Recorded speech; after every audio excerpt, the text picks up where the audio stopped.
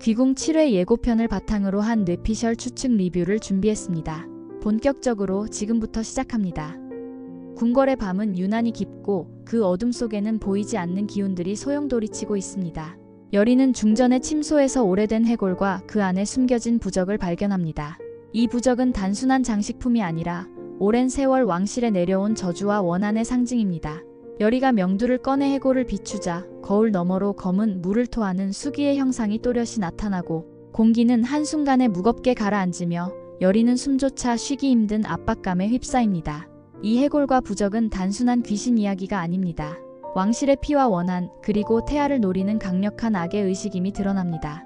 대비는 중전의 임신을 눈치채고 판수를 불러들여 태아를 팔적귀의 제물로 삼으려는 음모를 꾸밉니다. 여리는 판수와 마주치고 판수는 여리가 자신을 막은 인물임을 알아차립니다. 중전은 밤마다 악몽에 시달리고 검은 물을 토해내는 환영에 시달리며 점점 쇠약해져 갑니다. 여리는 중전을 위로하며 침소 곳곳을 살피던 중 해골과 부적을 발견합니다. 이 부적은 누군가가 태중의 아이를 제물로 삼으려는 의도로 걸어둔 것이었습니다. 여리는 이 사실을 왕에게 알리려 하지만 왕실 내부의 불신과 권력 다툼으로 인해 쉽지 않습니다.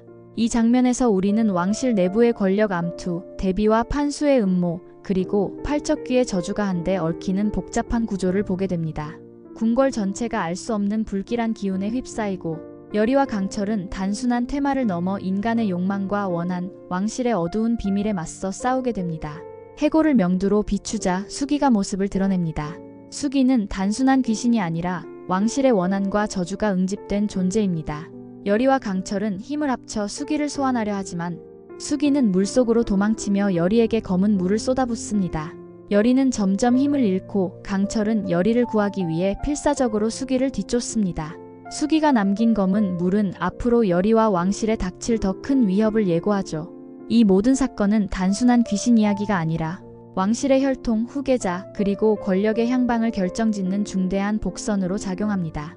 궁궐 곳곳에서는 이미 대비와 판수의 움직임을 눈치챈 신하들이 조용히 정보를 모으고 풍사는 이 혼란을 이용해 자신의 세력을 넓히려 합니다. 여리와 강철은 점점 더 위험한 상황에 내몰리지만 그들이 밝혀낸 해골과 부적, 그리고 수기의 정체는 왕실 내부의 배신과 음모, 그리고 팔적귀의 저주를 풀어내는 실마리가 될 것입니다. 이제 궁궐의 밤은 더 깊어지고 여리와 강철, 그리고 왕실의 운명은 점점 더 미궁 속으로 빠져듭니다. 팔적귀와의 싸움에서 힘을 소진한 강철은 물속에 들어가 기운을 회복하려 애씁니다. 그러나 자신의 힘이 점점 약해지고 있음을 뼈저리게 느끼죠. 경기석과 힘을 합쳐 간신히 위기를 넘겼지만 이제는 자신의 희생 없이는 팔적귀를 완전히 없앨 수 없다는 사실을 받아들이기 시작합니다. 여리와의 몸주신 계약이 끝날까 두려워하는 강철. 여리는 그런 강철에게 미움이 완전히 사라진 것은 아니지만 오래전부터 자신을 지켜온 존재임을 인정하며 한층 가까워집니다. 두 사람은 단순한 무녀와 이무기를 넘어 서로의 운명과 감정을 공유하는 동반자로 변화하고 있습니다. 이때 강철은 지나가던 선비에게서 이무기의 기운을 감지합니다. 곧 그가 자신의 친동생과도 같은 존재, 이무기 비비임을 알아차립니다. 비비는 인간의 몸에 갇혀 있으며 환갑이 넘은 선비 100명의 혼령을 먹어야 승천할 수 있는 존재입니다. 비비는 강철에게 윤갑의 몸을 죽이면 강철이 윤갑의 몸에서 나올 수 있다고 유혹하지만 강철은 아직 그럴 때가 아니라고 판단하고 윤갑을 해치지 않기로 결심합니다. 비비의 등장은 앞으로의 전개에 중요한 변수가 됩니다. 비비가 인간의 죄악과 탐욕을 먹고 승천을 준비하는 동안 강철은 인간과 이무기 사이에서 자신의 정체성과 감정, 희생의 의미를 고민하게 됩니다. 여리를 향한 감정 역시 단순한 보호 본능을 넘어 진정한 사랑과 연민으로 발전하고 있음을 확인하는 장면이 이어집니다. 강철은 자신의 감정을 확인하기 위해 우연히 마주친 최원우의 딸에게 손을 대보지만 아무런 감정도 느끼지 못합니다.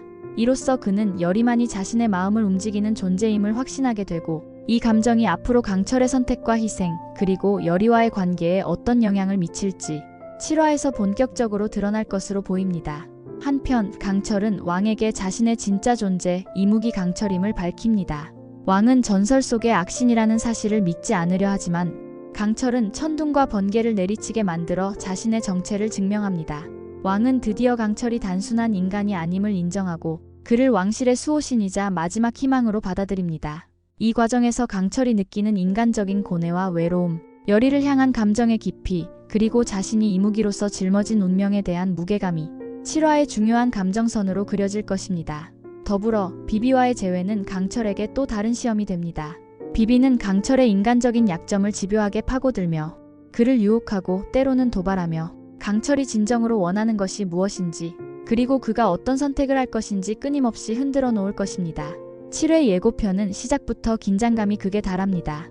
누가 시킨 짓인지 고하면 내 목숨만은 살려주겠다는 신문 장면에서 왕실 내부에 깊이 뿌리내린 음모와 배신이 본격적으로 수면 위로 드러납니다.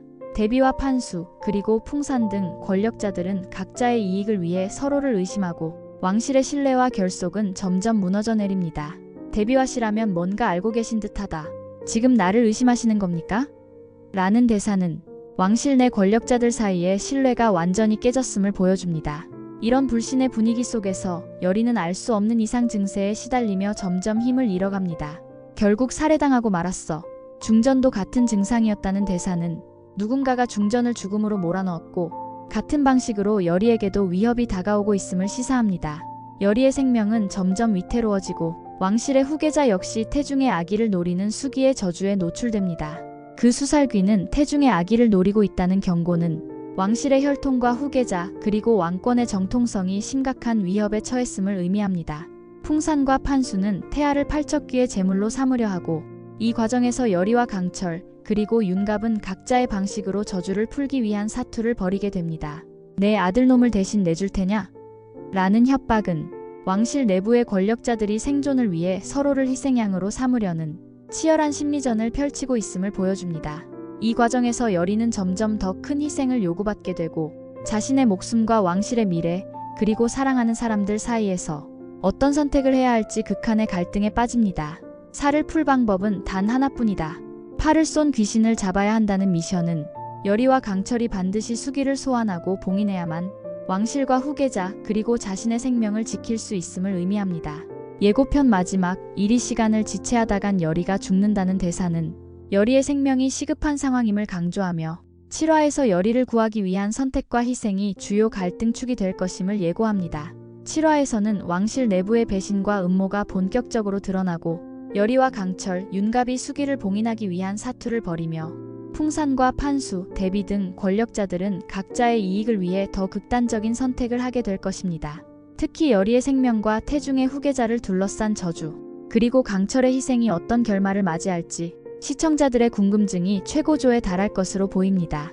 이 과정에서 각 인물의 심리와 선택, 그리고 궁궐 내부의 권력 구조가 어떻게 요동칠지 한치 앞도 예측할 수 없는 전개가 펼쳐질 것입니다.